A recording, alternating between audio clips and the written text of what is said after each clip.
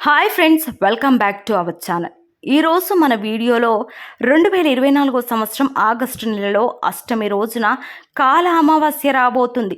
మరి ఈ కాల అమావాస్య కారణంగా ద్వాదశి రాశుల్లో ఒకటైన మేషరాశి వారి జీవితంలో ఎవ్వరూ ఊహించలేని కొన్ని పరిణామాలు చోటు చేసుకోబోతున్నాయి. మరి మేషరాశి వారి జీవితంలో చోటు చేసుకోబోయే ఆ పరిణామాలేంటి? అవి శుభ ఫలితాలా, అశుభ ఫలితాలా? మరి వీరు ఎలాంటి పరిహారాలు పాటించాలి?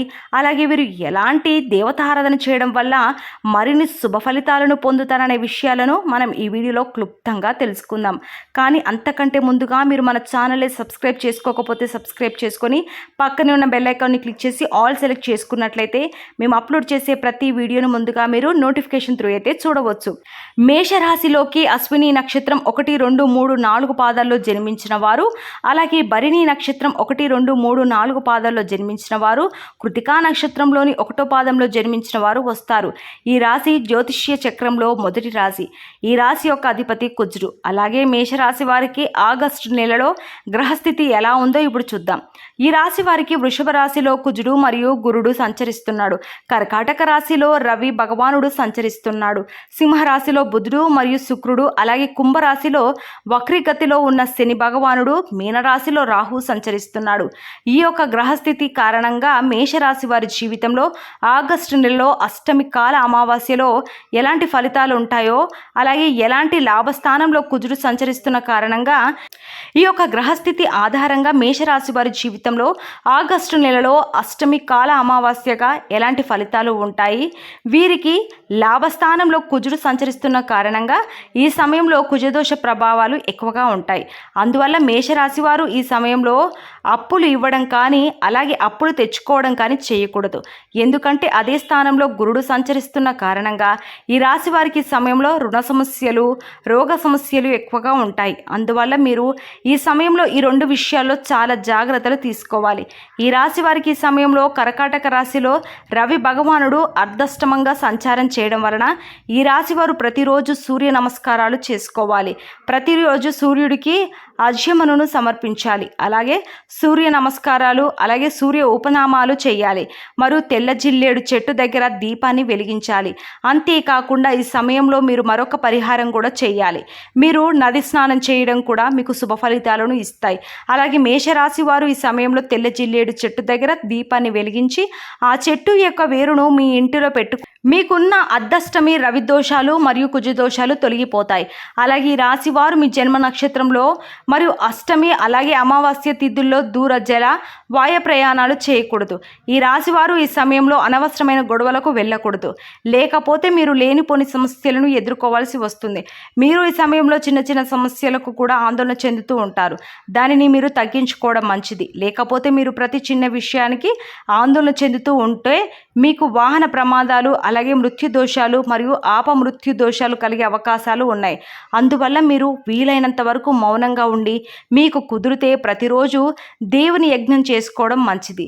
ఈ రాశి గల విద్యార్థులు మరియు ఉద్యోగస్తులు, వ్యాపారస్తులు, వ్యవసాయదారులు మరియు రాజకీయ నాయకులు ఈ సమయంలో ప్రతి విషయం గురించి బాగా ఆలోచించి నిర్ణయాలు తీసుకోవడం మంచిది. ఈ రాశి వారికి ఈ సమయంలో ఆరోగ్యపరంగా సమస్యలు వచ్చే అవకాశాలు ఎక్కువగా ఉన్నాయి. అందువల్ల మీరు ప్రతిరోజు మెడిటేషన్ చేయడం మంచిది. ఈ నెలలో కొన్ని పనుల్లో విశేష పురోగతికి యోగాలు ఏర్పడతాయి. మరియు ఈ నెలలో మీరు కొన్ని పనుల్లో జాగ్రత్త వహించాలి. ఈ నెల మీకు కెరియర్ దృక్కోణం నుండి అనుకూలంగా ఉండే బలమైన అవకాశాలు ఉన్నాయి. ఈ నెల మీకు కెరియర్ దృక్కోణం నుండి అనుకూలంగా ఉండే బలమైన అవకాశాలు కనిపిస్తున్నాయి. మేము ఉద్యోగ దృక్పథం గురించి మాట్లాడినట్లయితే 10వ ఇంటి అధిపతి గ్రహం శని తిరోగమన స్థితిలో 11వ ఇంట్లో ఉంటాడు. మీ కృషిని ప్రతి ఒక్కరూ చూస్తారు. మీరు పగలు మరియు రాత్రిని ఒకేలా చేస్తారు మరియు మీ పనిని చాలా మంచి పద్ధతిలో చేస్తారు మరియు మీరు వాటిని సకాలంలో పూర్తి చేస్తారు. మేము మేషరాశి చక్రం విద్యార్థుల గురించి చెప్పినట్లయితే ఈ నెల ప్రారంభంలో మీ జన్మ చార్ట్ యొక్క 5వ ఇంట్లో బుధుడు మరియు శుక్రగ్రహాల ఉనికి మిమ్మల్ని మంచి విద్యార్థినిగా చేస్తుంది మరియు మీ మనసు ప్రశాంతంగా మరియు స్వచ్ఛందంగా ఉంటుంది. మీరు ప్రేమతో ప్రతిదీ అర్థం చేసుకుంటారు మరియు గుర్తుంచుకోవడానికి ప్రయత్నిస్తారు. దానిలో విజయం సాధిస్తారు. కుటుంబ దృక్పథంతో ఈ నెల సగటుగా ఉండే బలమైన అవకాశాలు ఉన్నాయి. 2వ ఇంటి అధిపతి శుక్రుడు బుధ గ్రహంతో కలిసి 5వ ఇంట్లో ఉంటాడు. దీని కారణంగా కుటుంబ జీవితంలో ఆనందం వెల్లువిరుస్తుంది, పరస్పర ప్రేమ పెరుగుతుంది. రెండవ ఇంట్లో కుజుడితో పాటు రెండవ ఇంట్లో బృహస్పతి ఉంటాడు. ఇది భూమికి సంబంధించిన విషయాల్లో కుటుంబ నిర్ణయాలు తీసుకునే సమయం అవుతుంది.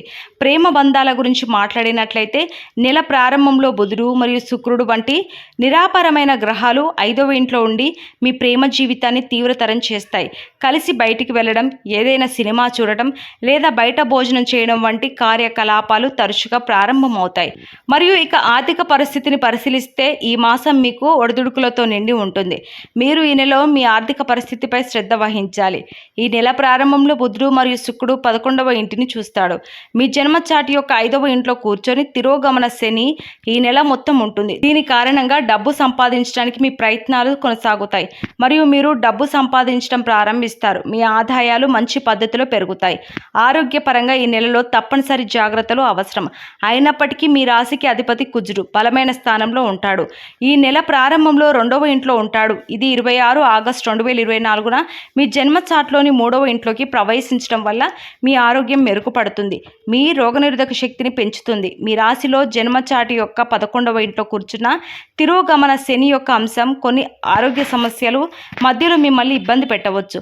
వ్యూహాత్మకంగా అడుగులేస్తారు, మీ కృషి ఫలిస్తుంది, అందరితో సత్సంబంధాలు కొనసాగిస్తారు, ఆర్థికంగా నిలదొక్కుంటారు, ఖర్చులు సంతృప్తికరంగా ఉంటాయి. కొంతమంది పొదుపు చేస్తారు. దంపతుల మధ్య సఖ్యత నెలకొంటుంది. బాధ్యతలు అప్పగించవద్దు. సంతానానికి ఉన్నత విద్యా అవకాశం లభిస్తుంది. కొత్త పనులకు శ్రీకారం చుడతారు. అవకాశాలను తక్షణం అందిపుచ్చుకుంటారు. ఆరోగ్య జాగ్రత్త, కుటుంబీకులతో చర్చలు జరుపుతారు. ఎదుటివారి అంతర్యం గ్రహిస్తారు. ఆవేశపూరిత నిర్ణయాలు ఆగవు. మీ సాయంతో ఒకరికి మేలు జరుగుతుంది. అవివాహితులకు శుభయోగం కలుగుతుంది. వ్యాపారాలు చేసే వాళ్ళకి ఊపందుకుంటాయి వ్యాపారాలు. మీ పథకాలు ఆశించిన ఫలితాలను ఇస్తాయి. ఉద్యోగస్తులు అధికారులను ప్రసన్నం చేసుకుంటారు. ఉపాధ్యాయులకు ఓర్పు, అంకిత భావం ప్రధానంగా ఉంటుంది. అలాగే లక్ష్యం సాధనకు మీకు ఓర్పు ప్రధానమని చెప్పవచ్చు. నిరుత్సాహం వీడతారు. అలాగే సాయం ఆశించొద్దు. ఎవరితో శ్రమతో కూడిన ఫలితాలు మీకు ఉంటాయి. అలాగే స్వయం కృషితోనే అనుకున్నది సాధిస్తారు. ఆదాయం సంతృప్తికరంగా ఉంటుంది. అలాగే ఆగస్టు నెలలో మేషరాశి వారికి మిశ్రమ ఫలితాలు వస్తాయి. ఆరోగ్యం, ఆర్థిక విషయాల్లో జాగ్రత్తగా ఉంటారు. ఎలాంటి సమస్యలు రాకుండా ఉండాలంటే మీ ఖర్చులను కంట్రోల్ చేసుకుంటారు. ఆరోగ్య సమస్యలను లైట్ తీసుకోవద్దు. ఏ చిన్న హెల్త్ ప్రాబ్లం వచ్చినా వెంటనే వైద్యుని సంప్రదించండి. కెరియర్ పరంగా మీరు కష్టపడి పని చేస్తారు. మంచి ఫలితాలను చూస్తారు. కెరియర్ గ్రోత్ సక్సెస్ ట్రాక్లో ఉంటుంది. వ్యాపారస్తులు తమ బిజినెస్ని సానుకూలంగా ప్రభావితం చేసే వ్యక్తులుగా కొనసాగవచ్చు. విదేశాల్లో చదవాలని కలలు కంటున్న విద్యార్థులకు వీరి కోరికలు నెరవేరుతాయి. ప్రేమ బంధాలు చాలా వరకు బలపడతాయి. అయితే ఈ మేషరాశి వారు చేయవలసిన దేవతారాధన చూసుకున్నట్లయితే మీరు ప్రతిరోజు దుర్గాదేవిని పూజించాలి. అలాగే దుర్గాదేవి ముందు దీపాన్ని వెలిగించి మీరు అక్కడ కాసేపు ధ్యానం చేయడం వల్ల మరిన్ని శుభ ఫలితాలను మీ జీవితంలో చూస్తారు. అలాగే మీ లక్కీ కలర్స్ వచ్చి బ్లూ, డార్క్ రెడ్, అలాగే బ్రౌన్, వైట్. అలాగే లక్కీ నెంబర్స్ వచ్చి 11, 25, 39, 45, 50. సో చూశారు కదండి, మరి ఆగస్టు 4 రాబోతున్న ఈ కాల అమావాస్య మేషరాశి వారి జీవితంలో ఎలాంటి పరిణామాలు చోటు చేసుకునేలా చేస్తుంది, ఎలాంటి విషయాల్లో వీరు ప్రమాదంలో పడబోతున్నారు, మరి ఏం చేయడం వల్ల వీరు ఆ ప్రమాదాల నుంచి బయటపడతారు, మరి ఎలాంటి దేవత ఆరాధన చేయడం వల్ల మరిన్ని శుభ ఫలితాలు పొందుతారో తెలుసుకున్నారు కదా. ఈ వీడియో నచ్చిందని ఆశిస్తూ మరో చక్కటి వీడియోతో మళ్ళీ కలుసుకుందాం. నమస్కారం.